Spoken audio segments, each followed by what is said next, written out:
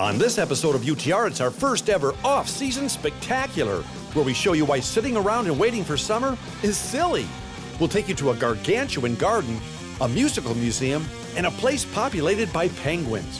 Heck, we'll even show you how to properly prepare a pretzel. Get ready to explore the cool people, places, and things that make Michigan's off-season a great time to travel.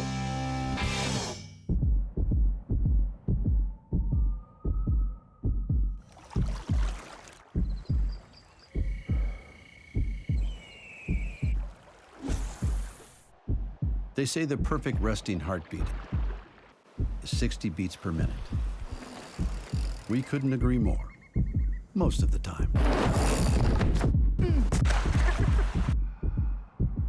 Michigan's Upper Peninsula, the purest of pure Michigan. There's something special about the pride, the skill, and the passion it takes to build something great. The Construction Association of Michigan, CAM, understands that passion and has been providing contractors with the resources they need since 1885. A visit to the Stalls Automotive Museum will take you back to a time when cars were more than just a way to get around. In addition to beautiful cars, enjoy the collection of gas pumps, road signs, oil cans, and other car-related accessories. Info at stallsauto.com. I've been around the world, but there's one place I keep coming back to. And the more I explore, the more I realize it's the place to be. I'm Tom Dalton, and this is Under the Radar, Michigan.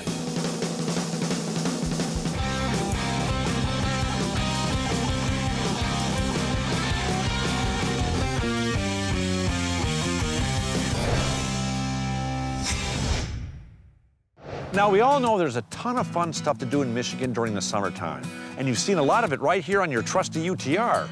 But you know, a lot of the places you know and love are here for you all year long. That's right. When it comes to enjoying all this great state has to offer, don't just sit around and wait for summer to set in. Get up, get out, and make more memories. Because many of Michigan's most iconic and even little-known locations are open and hoping you'll stop by.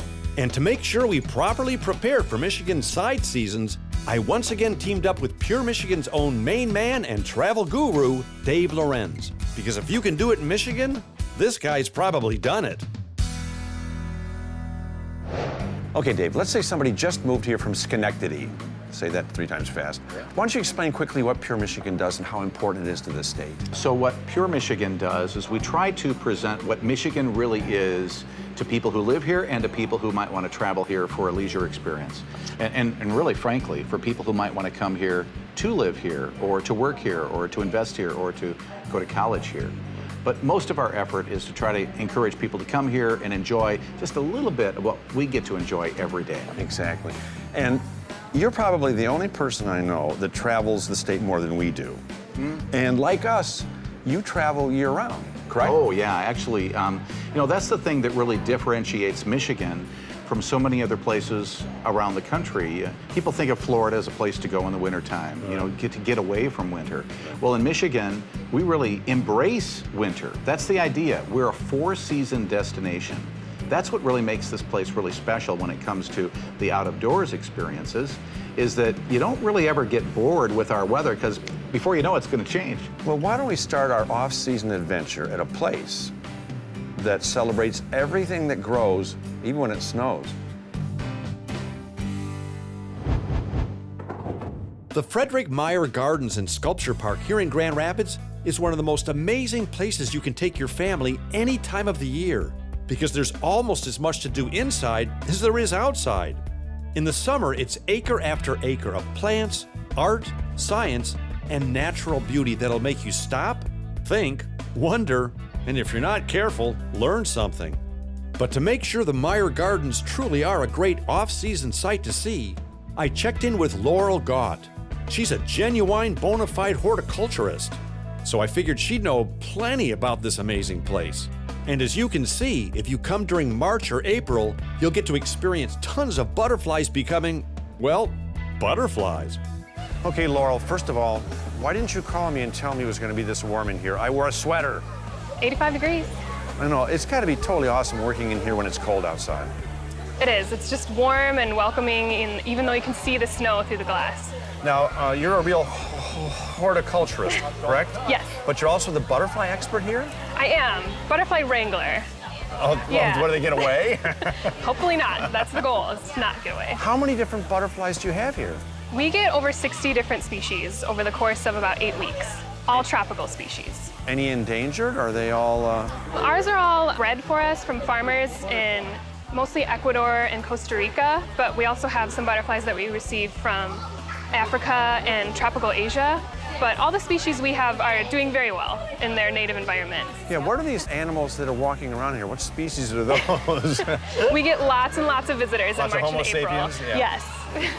And I have to ask before we go any further is what is the thing behind you that looks like a vending machine? It looks like you put a quarter in and you get a butterfly. What is that? This is our new observation station. So that's the space where when we first receive pupae, they get inspected and inventoried and sorted, and then they go into the front emergence area where the butterflies actually come out of their chrysalis and get ready to fly. Very cool. Now, what is this building we're in called? This is the... We are in the Lena Meyer Tropical Conservatory. It's about 15,000 square feet, 5 stories tall, and we just fill it up with tropical butterflies in March and April. And the plant species in here are bizarre. I mean, the stuff you can see, now I know why there's so many people in here, because it's beautiful, it's warm, and it's just a great place to go if you've got cabin fever. Plants are weird, and it's nice and warm in here, and you get your green fix. Yeah, exactly.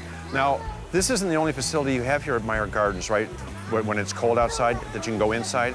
Oh yes, we have a variety of different indoor greenhouses. We also have our children's garden, which has outdoor activities all year long, especially in the winter. And the sculpture gardens are always beautiful to walk through. I was going to ask you if the sculpture garden is still open in the winter. They're open all year. The paths are always cleared as soon as they can be, and the sculptures stand out more against the white background even, so. I never, because we were here, gosh, it's like 6 years ago now in the summer, and walked through the sculpture. It was incredible. But yeah, you're right. I mean, against a snowy backdrop, it'd be really pretty. Yeah, I get different perspective. Right. Now, how long have you been here? I worked at Frederik Meijer Gardens and Sculpture Park for 6 years. What's the most rewarding thing for you personally, having a job like this? Other than being warm when it's freezing outside. I love working with plants, and I love when people come in the winter and they'll sit down on a bench and just read a book for a couple hours. And you can tell they just need that. They need to photosynthesize with the plants. So long story short, if people are just sitting home watching television, they really need to get up off the sofa and come to a place like this and, like we were saying, learn something, enjoy some warm weather, and see some flora and fauna. Yeah, call it like a taste of early spring when you come and visit here during butterfly season. Perfect. Yeah, so get up off the couch and get out there and explore. Unless you're watching under the radar, that is, then don't you move. The Lena Meyer Tropical Conservatory is a natural blast and a wonderfully warm place to escape to during the off-season. And watching these young kids and their families get so up close and personal with so many beautiful butterflies was downright magical. So remember, you heard it here first. And now for a second time on UTR, the Frederik Meijer Gardens and Sculpture Park really is a great place to go whenever you are so inclined, because no matter the time of year, there's always a ton for you to do right here. Do I make myself clear? Okay, I'll stop.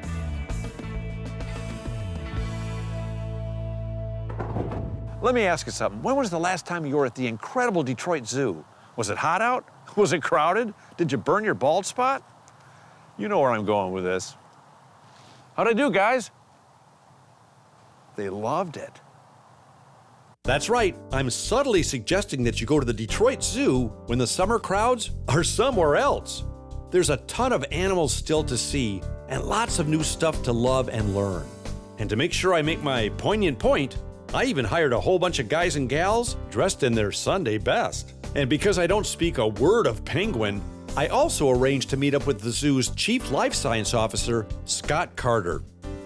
I was going to ask you, Scott, why come to the zoo off-season? But I think I'm seeing one really good reason why. You're experiencing the best of the zoo in the winter. Yeah, now, when I was a little kid, it was called the Penguinarium, but this is, what is it called now? This is the Polk Penguin Conservation Center. Incredible. I mean, the outside, the way it's designed, it looks, I'm guessing it's supposed to be a giant iceberg. That's a good guess. That means the architects did their job. It is supposed to be a giant iceberg, a particular type of iceberg, a tabular iceberg, that you do see in the waters off of Antarctica. So the outside of the building looks like an iceberg. The inside of the building, of course, looks like the Antarctic habitat that these penguins live in. Yeah, well, this is absolutely incredible. I mean, I've been to many zoos around the country, and I've never seen an exhibit like this. I mean, the penguins must have been thrilled when they came in here. We think the penguins are pretty, well, we don't think, we actually have done science. We've done a lot of research with the penguins to understand their level of happiness, for lack of a better term. So we know the penguins are happy. We know that our guests are happy. The people that are coming to the zoo today get this huge window all to themselves. You come in the summer, of course, it's very popular. It's hot outside, it's cool in here. Right. And this building is just packed with people, and the experience is different. Well, what are some other great reasons to come to the zoo off-season? Some other things they can see? It's always on season for us, but there's a season where a lot of people just don't think about the zoo. But we're here all winter long. The animals, of course, are here every day anyway. And some are actually more active in the winter, aren't they? A lot of the species that you see at the Detroit Zoo are really cold weather species, like the polar bears and the wolves and the red pandas. It's a great time to see them because they're active, usually having a good time out in the snow, especially this winter. Well, yes, we got tons of that stuff this winter. And you've got a brand new exhibit here too, right? Absolutely. The Holtzman Wildlife Foundation Red Panda Forest. We've had red pandas for a number of years, but we just did a major expansion of that, and as part of that, we put in a rope bridge that people can cross over the top of the habitat. And when the pandas are up in their trees, you can cross at eye level with the panda. It's a great experience. I think you should probably do that while you're here today. No, I think I've got the proper garb on for that. I think you're going to do it. And I was actually thrilled when we came in here today to see it's about 35, 38 degrees out. There's families out there with their kids, and they're all enjoying the zoo. Like you said, when it's not that crowded, there's space to move. You can get right up to the glass, right up to any exhibit you want to see. It's just a great time to be here. It really is. There's plenty of places to go inside, just like we are, to get out of the cold. You can go into the Holden Reptile Conservation Center. We've done a lot of work in there to make those habitats a lot more expansive. It's a cool place to visit, cool place to warm up. Well, I'm going to come to the zoo in the winter. Oh, I already did. I'm here. You kind of did. Right. Right. But we want everybody who's watching you, Tom, to come to the zoo in the winter. Did you hear that? Come to the zoo. Don't wait till it's warm. Tom says. After an awesome Arctic adventure with the penguins, we roamed the grounds of the zoo and we were amazed and surprised how active the entire environment was.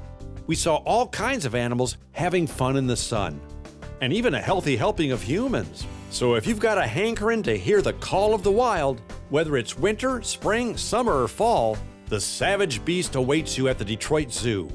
And if that makes you a little scared, don't worry. Even the not-so-savage ones will be here for you. Gosh, I think he misses you already. You know, Traverse City is a great anytime town to come to. No matter the season, you'll find great natural beauty, great history, great shopping, and awesome eating. And if that's not enough for you, here's one more reason why you need to come here.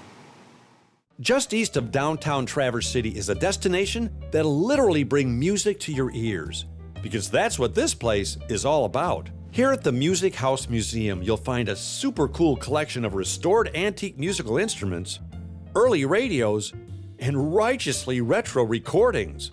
In a classically restored 1909 dairy barn and a 1905 granary farmhouse, you'll also discover the history, artistry, and engineering of automated music. Now, to make sure I learn as much as I possibly can about these marvelous musical machines, I made an appointment with Becky Gagnon. This is probably one of the most fascinating places I have ever set foot in.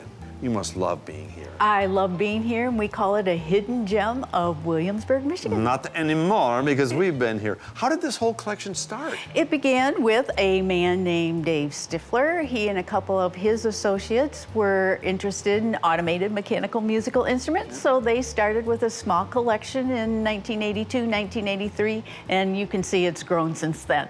Now, these buildings are fascinating just in and of themselves. This was an old dairy farm, exactly. The original barn was here in the 1870s, replaced by the new barn. We are standing in the new barn, and it dates to 1910. Well, now this place, it's beautiful.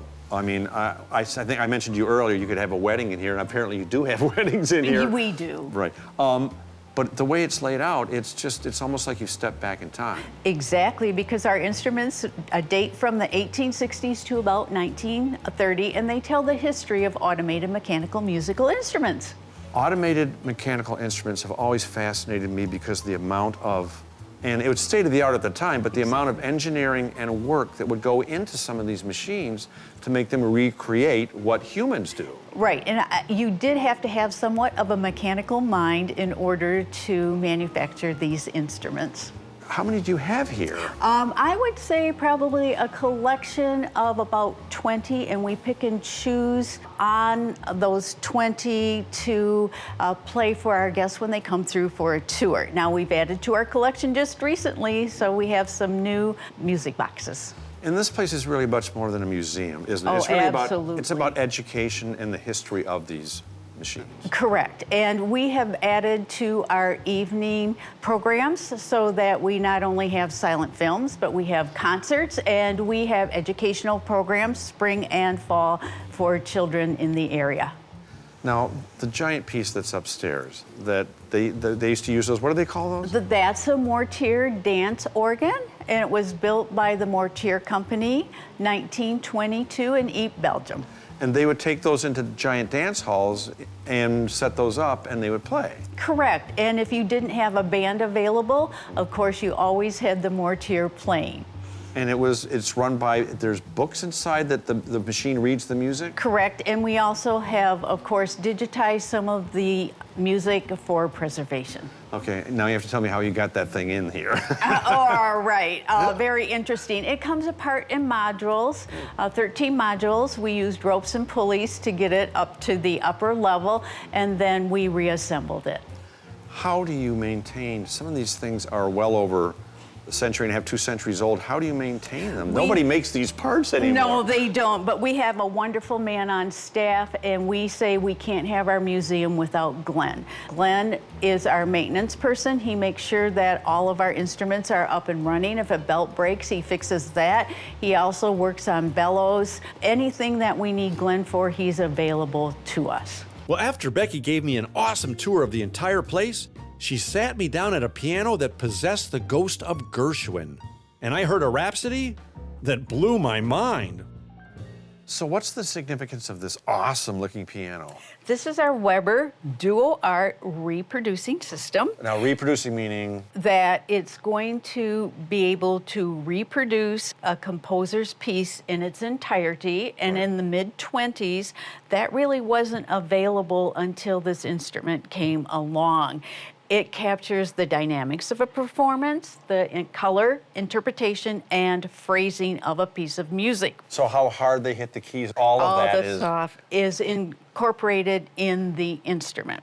And you hear the performance the way the composer wanted you to hear his piece of music. For example, George Gershwin went into a recording studio and recorded Rhapsody in Blue. And after that was done, the roll was cut so it could be played on the Weber Duo Art reproducing system. So it doesn't sound mechanical like a lot of the player pianos. It sounded like the actual artist playing. It is, exactly. And you are exactly right. With a player piano, it's not generally the composer, but with the Weber Duo Art reproducing system, it is the composer actually playing. I'd like to hear some Gershwin, please. All right. And I always like to start with so you can see the machine in motion. And then we'll lift the lid so you can see the magic Actually, see the ghost of Gershwin. Correct. Oh, look at the little bellows.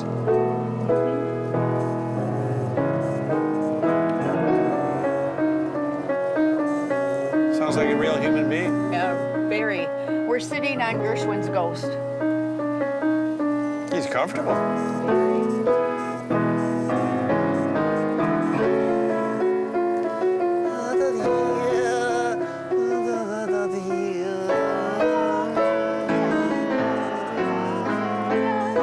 Oh, there he is. The ghost of Gershwin. And the magic of those fingers.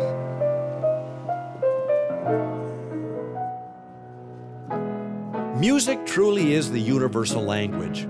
It connects all of us, knows no boundaries, and lucky for us, has absolutely no idea what season it is. So come by the Music House Museum in Traverse City real soon.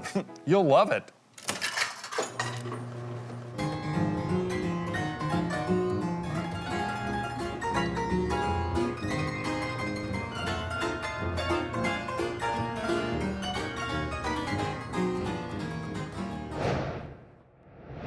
You ever get all anxious and tied up in knots waiting for summer to come?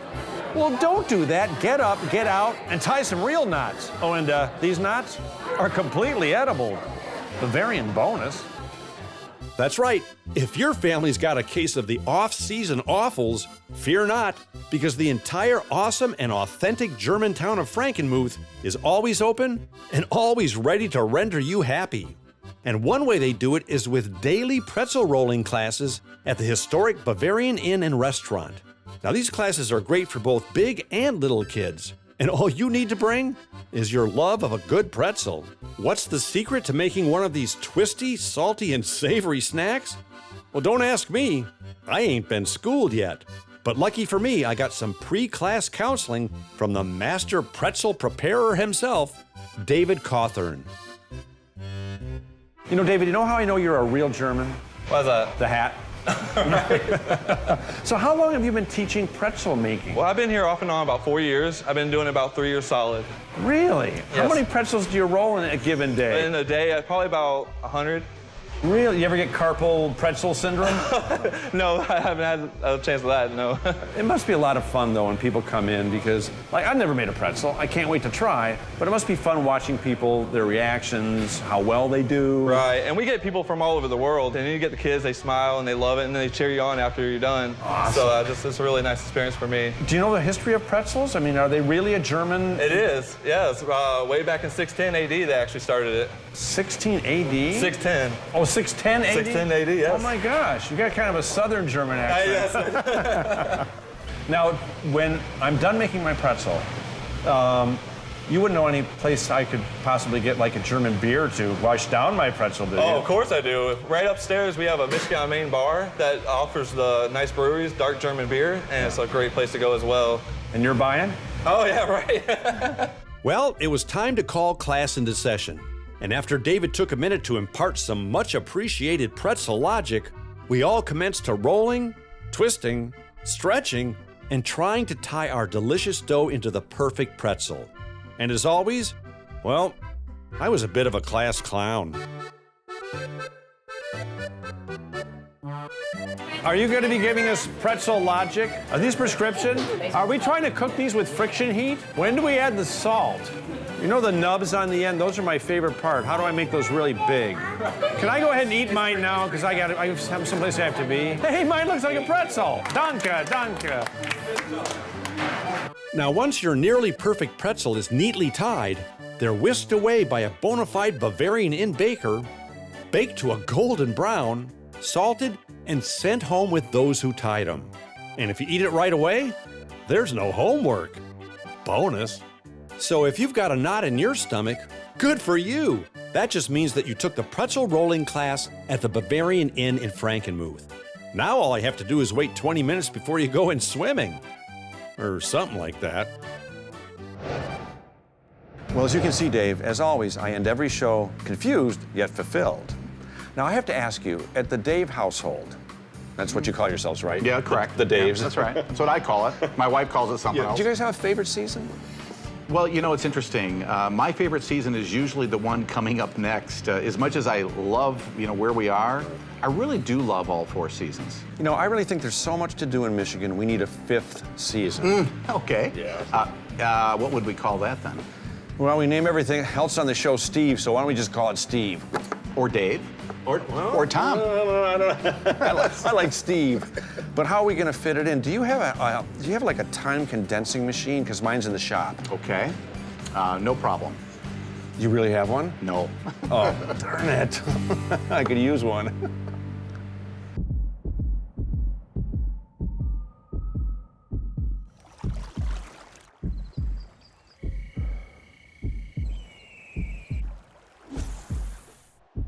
They say the perfect resting heartbeat is 60 beats per minute. We couldn't agree more, most of the time. Michigan's Upper Peninsula, the purest of pure Michigan. There's something special about the pride, the skill, and the passion it takes to build something great. The Construction Association of Michigan, CAM, understands that passion and has been providing contractors with the resources they need since 1885.